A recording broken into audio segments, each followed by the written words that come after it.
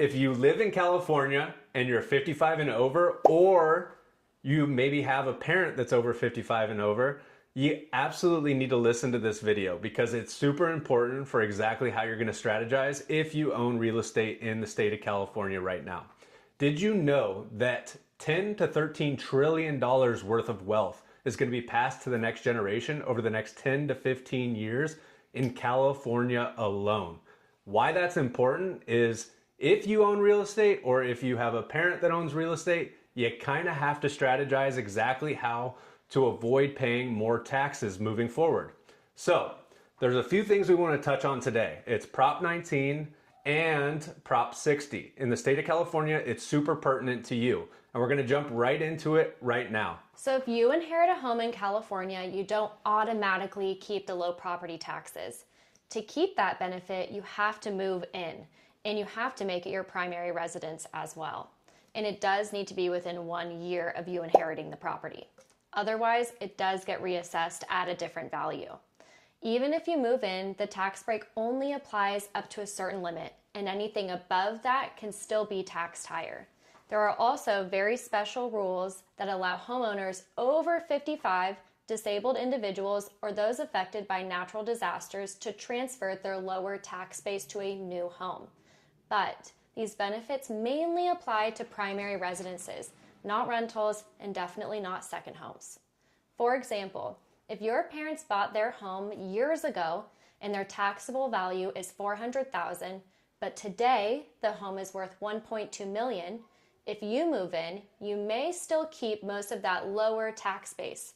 But if you decide to rent it out instead, the home could be reassessed at $1.2 million, significantly increasing your property taxes. Now let's move forward into Prop 60. Yes, here's why it's important. If you're 55 and over and you own real estate in the state of California, but you're sitting there thinking, man, I don't want to sell, I don't want to go to a single level, or I don't want to buy a bigger house, or whatever it may be, you don't want to transition because your tax basis is so good. Say for instance, you purchased your home 20 years ago for $300,000, or maybe it's $1 million in our marketplace, but the home's worth $2 million, $3.5 million, whatever it may be. Your tax basis is incredibly low, so you don't pay a lot in property taxes right now. Why would you want to get rid of that situation? But here's the thing. With Prop 60, which they've recently expanded to allow you to do it multiple times and to different counties in the state of California, what you're able to do if you're 55 and over is sell your property and take the tax basis with you to a property of equal or lesser value. You can do it with properties that are actually equal or higher value, but it substantially changes the way that they format the assessment. Here's why it's important. If you sell your property, and I'll give you a real life example. I sold a property for a gentleman that's 56 years old in Yorba Linda, California for $2.24 million. He purchased that property for $680,000 in the early 90s. So he was paying a very low tax basis, roughly $6,000 per year, around $6,000 to $7,000. But what he was able to do when he sold it for $2,240,000 was purchase a property in Dana Point, same county, Orange County, at $1,950,000, but transfer his original tax basis of roughly $750,000 over to his new property, saving him almost $7,000 a year in property taxes alone. He had no idea about this proposition, and I was able to explain it to him, send him the paperwork, fill it out, sent it to the county, and anything that he paid above and beyond what his new assessment was, he got back in a check from the county, saving him a substantial amount of money. Now, if you're on the fences and you're kind of confused as to how this works, reach out to us because we can explain it all to you. We can put you in touch with the right resources to manage this for you, but do not hesitate to sell your home because of your tax basis. And what's even more important now is people are afraid to sell their homes because of certain issues when it comes to if you have more than $500,000 of equity built up and you're trying to avoid paying substantial capital gains taxes. There's also some unique benefits that you may be able to put in place to strategize for this in order to avoid those taxes if you were to sell your home. Okay, so walk me through this. If you bought a home for $600,000 and you're wanting to transfer the property taxes, we're going to assume like you're paying around $6,000 to $7,000. Then when you buy the home for maybe 2.2, like you're saying, Right.